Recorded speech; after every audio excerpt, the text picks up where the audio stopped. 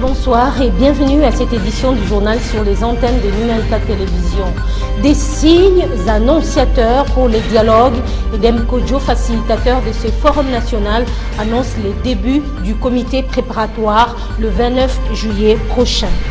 Invité du journal, Georges Attal, il est le directeur Afrique de Ascot. Ascot, une société italienne implantée en République démocratique du Congo. La firme est spécialisée en énergie solaire et l'énergie hybride. Avec lui, nous allons donc parler de cette nouvelle énergie non polluante qui devrait normalement être à la portée de tous les Congolais au regard de l'abondance des rayons solaires que nous administrons au Congo démocratique. Voilà tout pour les titres. Mesdames, Messieurs, bienvenue à cette édition du journal. Tout d'abord, cette nouvelle, le musicien Koffi Olomide a été expulsé du Kenya. Le président du groupe Quartier Latin International est reproché d'actes inciviques. Le chanteur a été arrêté hier soir à Nairobi, au Kenya, après avoir été filmé dans l'après-midi, donnant un coup de pied à l'une de ses danseuses ou une ex-danseuse qui vit au Kenya, selon Koffi Olomide. Interrogé par le magazine Jeune Afrique, Koffi Olomide a dénoncé une campagne pour salir ce qu'il qualifie son image. Au Sud Kivu, des milliers de personnes ont participé à la marche pacifique organisée ce samedi par le mouvement Filimbi à Bukavu. La manifestation a été organisée pour rappeler l'exigence de la convocation de l'élection présidentielle le 19 septembre prochain. La marche est partie de la place Major Vangu à l'hôpital général de Panzi, où les organisateurs ont remis symboliquement un flambeau au docteur Denis Mukwege qu'ils qualifient d'ambassadeur citoyen.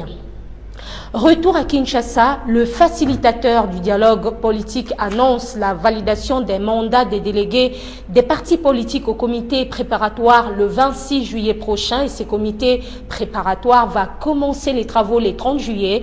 Demkodjo a fait cette annonce ce samedi, c'était donc au cours d'un point de presse. Et il l'a fait au micro de Rachel Kichita et d'Eric Ndongala. Le Congo aujourd'hui traverse une période difficile. Mais le Congo va se relever. L'ouvrage que nous mettons sur le métier exige que toutes ces filles et ces fils s'expriment en toute liberté, dans un cadre et dans un climat de sécurité et de sérénité pour tous, leur point de vue et surtout leurs solutions et leurs visions pour une sortie de l'impasse dans la paix et la cohésion nationale. Je ne doute pas un seul instant du triomphe final de la cause sacrée pour laquelle les Congolais vont s'engager. C'est dans cet esprit que nous vous annonçons dès à présent le lancement des travaux du comité préparatoire le 26 juillet prochain, le 26 juillet 2016. Nous procéderons à la vérification des mandats des délégués des différentes parties prenantes au dialogue dans une grande réunion et le 29 juillet, nous lancerons les travaux du comité préparatoire. Seule la cause du Congo nous importe. Et bien avant, le facilitateur du dialogue politique s'est entretenu avec la délégation de l'UNC ou l'alternance Vital Kamere. Ils ont évoqué la tenue imminente du dialogue politique national et la faisabilité de la tenue des élections présidentielles selon le respect constitutionnel. La position de l'UNC est qu'elle affirme rester attachée à la loi fondamentale. Rachel Kichita et Eric Ndongala. Nous avons été satisfaits de la réponse du facilitateur et du groupe de soutien qui nous ont dit qu'il s'agit bel et bien des dialogues prévus dans la résolution 2277. Ces dialogues-là, nous avons ajouté dans cette résolution, il y a des préalables. Ce qui a commencé hier avec les ordonnances de la libération des prisonniers, c'est un premier pas, mais insuffisant, donc on doit remplir tous les préalables. Libérer tous les prisonniers politiques et d'opinion, libérer les médias fermés, ouvrir l'espace politique et médiatique, le respect des droits humains. Nous avons dit aux facilitateurs que nous n'allons pas assister à un dialogue qui va s'enliser, qui va nous amener dans la violation de la Constitution et qu'il devait les dire et nous assurer, lui avec son groupe de soutien, que le dialogue auquel nous allons participer, c'est celui qui respecte la constitution de la République démocratique du Congo. Mais la constitution de la République démocratique du Congo, qui fait de l'élection présidentielle une contrainte, parce qu'elle doit être convoquée 90 jours avant la fin du mandat en cours. Mais il faut aussi prendre la résolution 2277 et toutes les autres résolutions qui parlent du dialogue, parce que ces résolutions-là, elles citent la constitution de la République démocratique du Congo qu'il faut respecter. Elles parlent du délai constitutionnel et elles spécifient que le dialogue ne va porter que sur les discussions de voir comment organiser les élections apaisées dans notre pays. Donc nous sommes 40 partis politiques, voilà pourquoi vous avez vu beaucoup de gens aujourd'hui. Nous vous avons décrit le dialogue que nous avons accepté. C'est le dialogue prévu dans la résolution 2277 qui respecte la constitution de la République démocratique du Congo et qui a beaucoup de chances de rencontrer les attentes du peuple congolais qui veut les élections dans les délais constitutionnels. Préparatif des élections, le premier lot des matériels d'enrôlement a quitté Kinshasa pour Gbadolité dans la province du Nord Ubangi. Le vice-président de la centrale électorale Norbert Basengezi a assisté à toutes les étapes de chargement du matériel à l'aéroport et cela est arrivé à destination. Ce premier lot des kits d'enrôlement a été réceptionné par la secrétaire exécutive provinciale de la Commission électorale nationale indépendante à Gbadolité, Rachel Kichita. Il s'agit au total de 13 tonnes de matériel embarqué à Kinshasa, destination la province du Nord Ubangi. Le vice-président de la CENI, Norbert Basengezi, a personnellement veillé à l'embarquement pour s'assurer que tout se passe comme prévu sans incident majeur. Ce lot fait partie d'une partie de matériel qui sera utilisé pour l'opération d'enrôlement qui débute le 31 juillet dans la province du Nord Ubangi. Aujourd'hui, nous envoyons ce qu'on appelle les matériels connexes, les kits bureautiques, c'est-à-dire les manuels de formation, le gouvernement de la République démocratique du Congo qui prend en charge ces transports aujourd'hui, et ce qui montre que les pays jouent ce rôle, ils s'approprient ces processus. Et nous allons continuer comme ça. Nos amis de la MONUSCO vont venir avec nous les 31 et vous allez voir que c'est ça les rôles de combinaison entre nous, l'État congolais et la communauté internationale. À Gbado, sur place, le matériel a été réceptionné par le secrétaire exécutif provincial de la CENI, accompagné de Marie-Thérèse Guerengbo, gouverneure de province. Et ce samedi, à Gbadolité a été lancée la formation des superviseurs des opérations et formations électoraux territoriaux qui seront déployés dans la province du Nord Ubangi. La formation va durer 5 jours. En société, les usagers du boulevard du 30 juin vers l'axe Sosima doivent serrer les dents pendant environ 60 jours. Le boulevard a été délesté en début de ce week-end, donc hier, au niveau du tronçon Batetela et Sosimat. Raison de la fermeture de cet axe, l'exécution des travaux de réhabilitation de la chaussée qui s'est affaissée. Selon la CGT, Agence congolaise des grands travaux, le délestage de cette partie du boulevard du 30 juin va durer environ 2 mois. Le directeur général de la CGT demande donc aux usagers de cette route d'emprunter des avenues secondaires pour atteindre la gare centrale ou autre partie ouest de la capitale. La question des infrastructures était également abordée au cours de la rencontre d'aujourd'hui entre le Premier ministre et le gouverneur de Kwilu. Kwilu est une nouvelle province et les routes bitumées ou asphaltées sont quasi inexistantes dans cette partie de la République. Godel Kiyoki, qui s'est entretenu avec Matata Pogno, a plaidé pour la réhabilitation des infrastructures routières et sanitaires également pour les développements de la province qu'il dirige. Hermione Yonvou. En tournée dans la province de Kwilu, le Premier ministre a échangé avec le gouverneur de province, la délégation de l'Assemblée provinciale, les forces vives et les notables de Kikwit. Sur la table, les questions du développement de la province de Kwilu. Sur place, le chef du gouvernement a inspecté les quartiers affectés par de nombreuses têtes d'érosion. Augustin Matata Pogno a promis l'implication du gouvernement central tout en invitant les autorités provinciales à prendre la situation au sérieux. Après ces quartiers, le chef du gouvernement s'est rendu au stade omnisport de Kikwit, situé dans la commune de Kazamba, où il a fait un constat amer. Les fonds destinés aux travaux de réhabilitation sont mal gérés. Autre étape, l'Institut Lukolela, l'école est totalement délabrée. La direction de l'Institut a sollicité l'implication de Kinshasa pour sa réhabilitation. L'hôpital général de Kikwit a été la dernière étape de sa visite.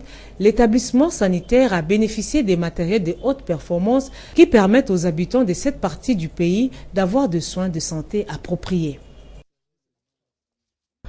La République démocratique du Congo avait commémoré hier, 22 juillet, la journée nationale de la presse. C'était donc la 37e commémoration. L'ONG Journalistes en danger et l'Observatoire des médias congolais ainsi que l'UNPC avaient animé une table ronde sur l'éthique, la déontologie et la sécurisation des journalistes pendant la période électorale. Toutes ces trois structures, en tout cas, appellent les journalistes au sens élevé du professionnalisme dans les traitements des informations. Bienvenue Babois et Alain Zongola. Les participants à la table ronde de la presse organisée conjointement par l'ONG Journalistes en danger, l'Observatoire des médias congolais et l'Union nationale de la presse congolaise se sont résolus d'apporter un vent nouveau à la profession. Au nombre de recommandations, il y a le respect des prescrits de l'ordonnance loi 81/012 du 2 avril 1981 portant statut du journaliste en République démocratique du Congo. La vulgarisation des dites recommandations auprès des professionnels des médias, des pouvoirs publics et des partenaires du secteur médiatique congolais. La remise en scène du plan directeur de la presse nationale, particulièrement les volets consacrés à la formation des journalistes et au développement des médias, le respect des prescrits de l'ordonnance loi 81/012 du 2 avril 1981 portant statut du journaliste en République démocratique du Congo, notamment ce qui concerne le recrutement des journalistes. Pour sa part, le président du CESAC invite les uns et les autres à capitaliser les acquis de cette table ronde. Il ne faut pas qu'on parte d'ici avec dans l'esprit que c'était un atelier de plus et pas autre chose. Mais comme nous l'avons souhaité hier et que nous l'avons encore souhaité aujourd'hui, que ce soit vraiment un atelier pour la reconstruction de cette profession. Parce que cette profession est menacée. Elle est menacée par son extrême porosité, comme je dirais. Son extrême porosité, pourquoi? C'est parce que les conditions d'accès à cette profession. Comment accède-t-on à la profession de journaliste aujourd'hui? Et pourtant, il y a une ordonnance, il y a un texte qui fixe les conditions d'accès à la profession. Au chapitre de réaction, les traitements impartials des informations est un sujet crucial. Entre la théorie et la pratique, le fossé est toujours grand, mais les journalistes promettent de relever ce défi pour la sauvegarde de la paix en République démocratique du Congo. Les réactions des participants ont été recueillies par Bienvenue Babois et Alain Zongola. Et cette mutualisation des efforts est destinée justement à non seulement relancer une pratique responsable de notre métier, mais aussi adresser un message à tous ceux qui assurent notre sécurité. Nous sommes aussi, en tant que citoyens de ce pays, en droit d'attendre davantage de sécurité. C'est une période torride pour les journalistes, où souvent, quand ils se laissent instrumentaliser, ils s'exposent à beaucoup de dangers. On peut le prendre à défaut en prison, on peut l'assassiner, mais il faut qu'ils comprennent qu'il faut traiter l'information électorale avec beaucoup de prudence, parce que la sécurité du journaliste, c'est avant tout le journaliste lui-même. Il y en a qui connaissent les textes, comme il y en a qui ne connaissent pas. Alors il faut mettre quand même les gens dans, comment est-ce que je peux dire, former quand même les journalistes, les professionnels des médias, pour qu'ils sachent quel comportement adopter pendant cette période, pour qu'ils se sécurisent eux-mêmes, qu'ils sachent que les textes disent ceci, cela, ce qu'il faut faire et ce qu'il ne faut pas faire pour ne pas vexer ou bien pour ne pas s'attirer la colère de certaines personnes. Concernant l'éthique et la déontologie, une des recommandations qui a été faite, c'est qu'il faut de plus en plus la vulgarisation de ce texte pour que les collègues, les journalistes eux-mêmes se rendent compte d'abord de leurs propres obligations et ensuite de leurs droits. Cette nouvelle concerne maintenant les futurs journalistes. Opportunité à saisir pour les étudiants en journalisme, un concours sur les meilleures réalisations journalistiques axé sur le traitement des sujets des populations est ouvert à l'Institut facultaire des sciences de l'information et de la communication. Et c'est l'UNFPA, Fonds des Nations Unies pour la population, qui va primer les efforts de tous les lauréats gagnants du concours. Les prix UNFPA est destiné aux étudiants de première et deuxième licence de cet établissement universitaire. Bienvenue Babois et Théodore Chitolé. L'UNFPA s'engage à récompenser les 3 meilleures productions dans le domaine de la télévision, la radio, la presse écrite et la presse en ligne. Pour cela, les étudiants inscrits en licence doivent produire des reportages qui doivent intéresser la communauté locale et donner un visage humain sur les thèmes tels que la lutte contre la mortalité maternelle, la sexualité, les maternités et les mariages précoces. Je suis très heureux parce que je pense que c'est un partenariat qui pourra replacer, recadrer l'enseignement à l'IFASIC parce que ça va être essentiellement pratique. Nous formons des journalistes, formons des communicateurs sociaux, mais nous les formons peut-être très bien publiquement, mais ce partenariat va pouvoir nous donner les moyens de les former de manière pratique sur des questions qui sont des questions de terrain, des questions de population, de santé, etc. etc. Le partenariat Fonds des Nations Unies pour la population et l'IFASIC consiste à donner des opportunités aux jeunes journalistes et futurs de terrain, des opportunités concrètes pour exercer leur futur métier sur des thématiques de société qui sont des thématiques de population, éducation, santé, santé de la reproduction familiale, maladies non transmissibles, maladies transmissibles. Vous savez, il faut un début à tout et comme on dit, il faut commencer quelque part. Nous commençons avec la licence et nous verrons ce que le futur donnera pour pouvoir éventuellement agrandir ce programme et le développer. Un jury indépendant composé des enseignants de l'IFASIC et des membres de l'équipe de communication de l'UNFPA rendront les résultats au mois de novembre. Pour lier l'utile à l'agréable, la représentante de l'UNFPA et les invités ont fait le tour du propriétaire. Les élèves sont en vacances depuis exactement 3 semaines. Certains le passent à l'intérieur du pays ou à l'étranger pour faire quelques découvertes. Mais un grand nombre d'entre eux les passent à Kinshasa et pour les offrir des moments de détente. Certains parents n'hésitent pas de les amener dans des espaces ludiques. Nos reporters se sont rendus à Mafraland, un lieu de divertissement et détente pour enfants. Hermione Envou et Eric Nongala. Le jeu est la première activité de l'enfant, mais le jeu doit être orienté et surveillé par les adultes, indiquent les spécialistes. Les espaces récréatifs l'ont bien compris. À Mafraland, l'espace est bien aménagé pour la bonne détente des enfants. En cette période des grandes vacances, les parents disposent de leur temps et des moyens financiers pour offrir à leur progéniture la possibilité de se détendre. Non, je suis venu tout simplement faire jouer les enfants parce que nous sommes pendant les vacances. Alors, c'est le temps pour nous de jouer avec nos enfants, pour montrer cet amour maternel, cet amour paternel. Donc, c'est ça au moins. Non, madame, tu sais, dans l'état jailli, on avait posé la question à Lumumba, et Lumumba avait dit, il me faut que je me batte pour mes enfants. Et moi aussi, étant que jeune que je suis, avec mes 2 enfants, je me suis dit, il me faut aller ce samedi pour aller faire, donner la joie, faire plaisir à mes enfants.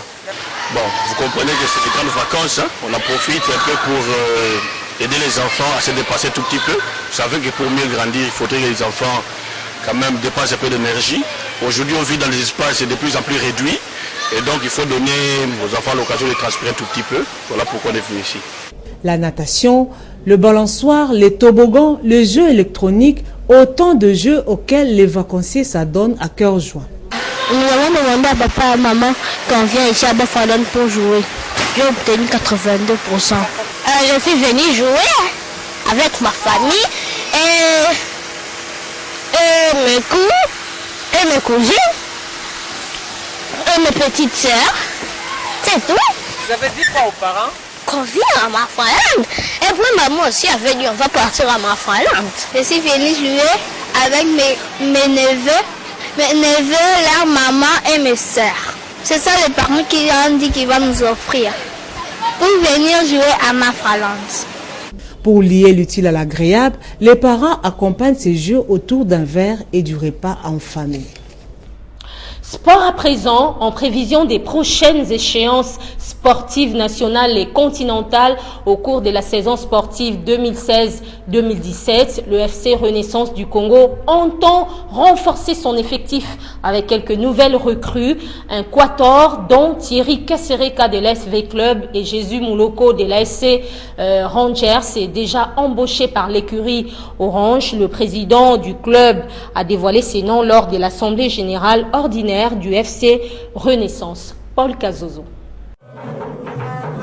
2015-2016, une saison sportive, 2 titres pour le FC Renaissance du Congo, champion de Pevkin et vainqueur de la 52e Congo de football. Un bilan on ne peut plus positif pour cette équipe, dont les différents rapports de l'exercice ont été adoptés à l'unanimité. 2015-2016, et ce 2 titres, c'est déjà acquis sans dormir sur ses lauriers.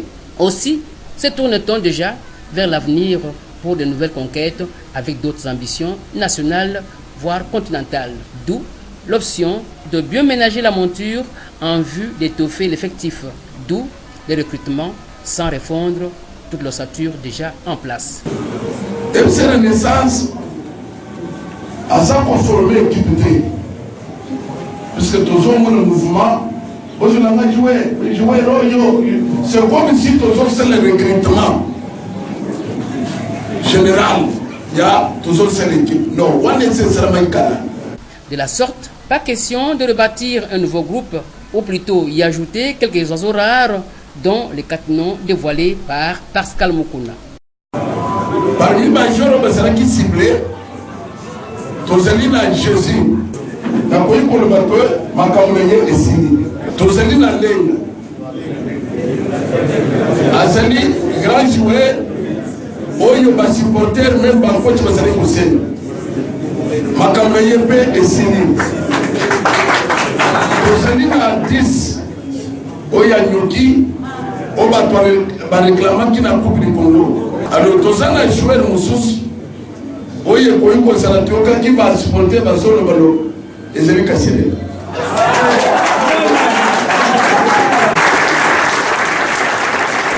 Transfert bien conclu pour Jésus Moloko du Capel et Lenga de la C Rangers, pour Mamba, les milieux tournants de l'AS Nyuki de Butembo et de Thierry Kasereka de l'ASV Club. À eux, d'autres non ciblés, mais encore tus, sont dans les viseurs du FC Renaissance.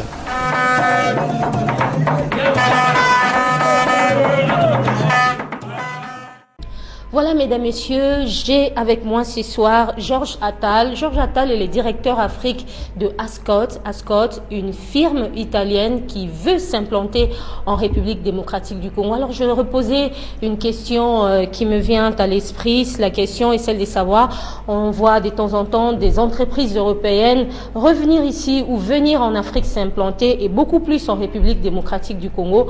Alors, qu'est-ce qui explique aussi la présence de Ascot ici au Congo-Kinshasa? Je vous remercie d'avoir m'avoir invité. La présence d'Ascot, elle est logique. Ascot est présent en Afrique depuis une vingtaine d'années. Elle s'est beaucoup développée dans le secteur des télécoms. Comme vous le savez, il y a eu un boom incroyable des télécoms en Afrique. Il faut alimenter les tours. Et ces tours sont souvent dans des endroits qui ne sont pas connectés au réseau. Ascot est devenu le plus grand distributeur d'engins hybrides qui permettent d'alimenter ces tours. Qu'est-ce que c'est qu'un engin hybride? Ce sont des solutions techniques qui permettent de ne consommer que très très peu d'essence et en jouant beaucoup sur la batterie et sur le solaire. Donc Ascot a une vraie expérience vis-à-vis de pays qui ont des grandes problématiques de connexion au réseau. Donc la République démocratique du Congo, c'est le plus grand pays en superficie de l'Afrique subsaharienne.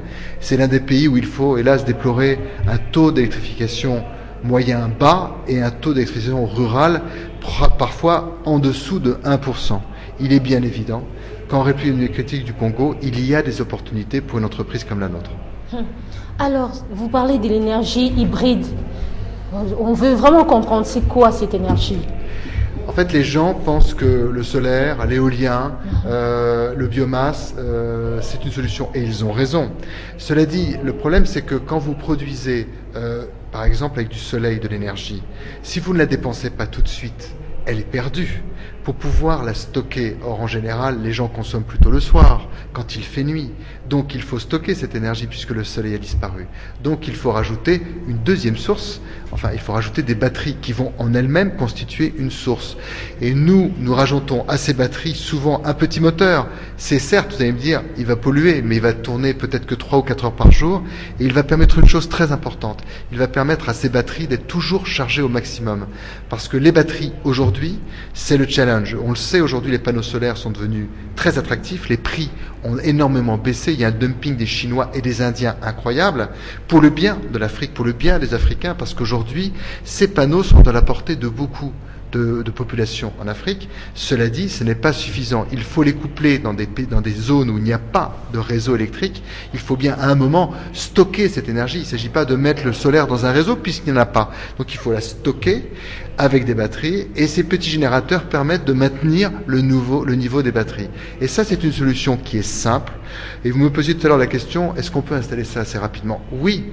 S'il y a un intérêt des pouvoirs publics, oui, on peut l'installer. Des entreprises nous ont contactés. J'étais encore hier au Katanga. On a rencontré des entreprises qui nous disent qu'ils dépensent près d'$1 million par an en fuel. Et ces gens-là nous disent, mais comment peut-on faire autrement? Mais nous ne sommes pas connectés au réseau, je leur ai dit, avec ces centrales, ce qu'on appelle hybrides, hors réseau, avec un peu de solaire. S'il y avait du vent, on pourrait le faire avec du vent aussi. Le problème, c'est que le vent, c'est plus capricieux. Le solaire, globalement, en RDC, c'est une source fiable, même si vous avez tout de même une saison assez marquée de pluie, qui justifie justement l'appoint de ces générateurs. Ces générateurs sont juste là pour permettre de pallier l'absence de luminosité parce que ça arrive.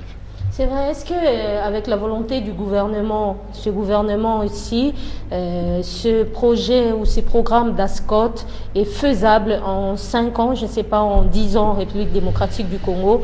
Les familles ou les communautés congolaises qui sont dans le noir peuvent-elles espérer ou compter sur Ascot? Sur Ascot, elles pourront toujours compter. Maintenant, le problème pour nous, et il faut le dire, c'est que Ascot est sollicité par beaucoup de pays. Il est évident qu'il y a des pays qui ont des politiques très attractives en termes d'investissement, et pas seulement en Afrique. Aujourd'hui, vous avez de gros développements, par exemple au Brésil, en énergie, dans des endroits là encore qui ne sont pas connectés au réseau, dans d'autres pays d'Afrique. Donc, évidemment, il faut savoir être attractif. Un investisseur, il cherche la rentabilité. C'est toujours des risques. Il y a ce qu'on appelle aussi le risque pays. La République démocratique du Congo, elle offre le fait qu'il n'y a pas un grand risque pays. C'est un pays stable. Je veux parler, par exemple, d'Haïti, où nous sommes assez présents.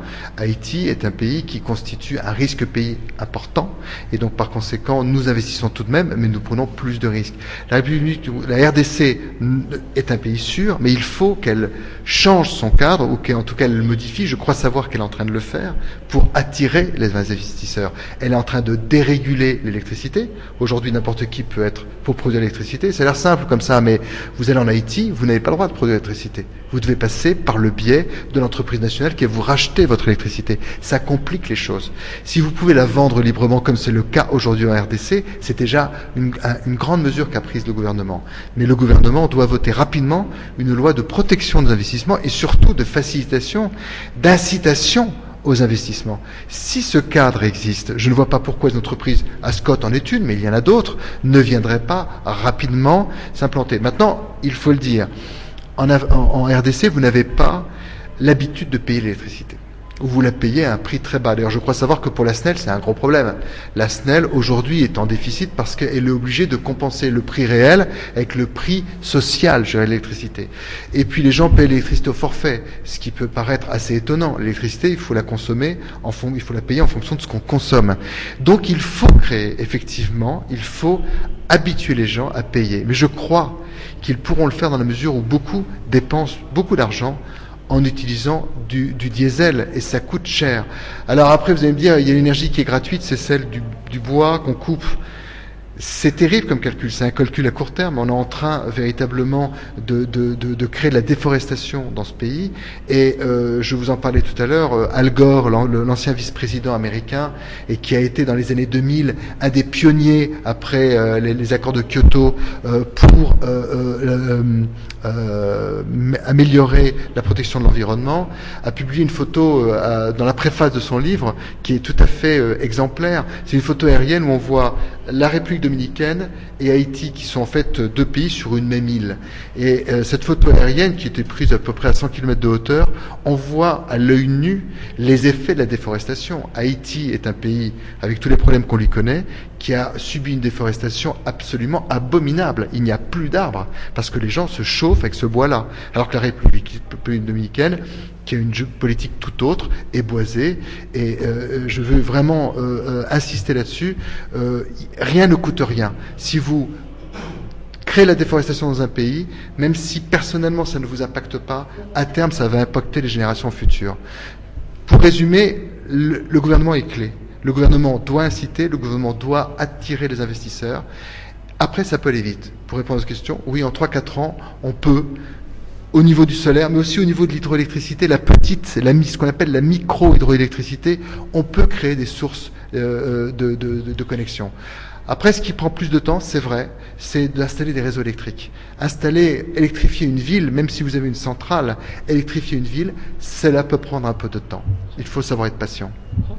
Et Ascot, lorsqu'elle sera implantée, c'est un souhait, elle va résorber quand même le petit problème de chômage. Et quand Ascot arrive, elle embarque environ combien de personnes? Nous sommes surtout une entreprise avec de l'ingénierie. Donc par conséquent, s'il y a des travaux à faire, ils sont toujours faits localement. Il faut de toute façon, le succès des entreprises comme les autres, c'est de former des équipes locales qui sont capables de faire le suivi. Il est évident que des villes, des entreprises qui seraient amenées à demander nos services et nos matériels auront évidemment une exigence, celle du service après-vente, celle de la maintenance. Donc oui, on ne va pas résorber le chômage de la RDC, mais oui, je peux vous l'assurer, les équipes qui seront sur place sont des équipes locales. Merci beaucoup Georges Attal. Avec vous, nous avons donc commenté l'actualité de ce journal. Merci à vous également, mesdames, messieurs, de nous avoir suivis. Très bonne suite des programmes sur Numérica Télévision. Au revoir.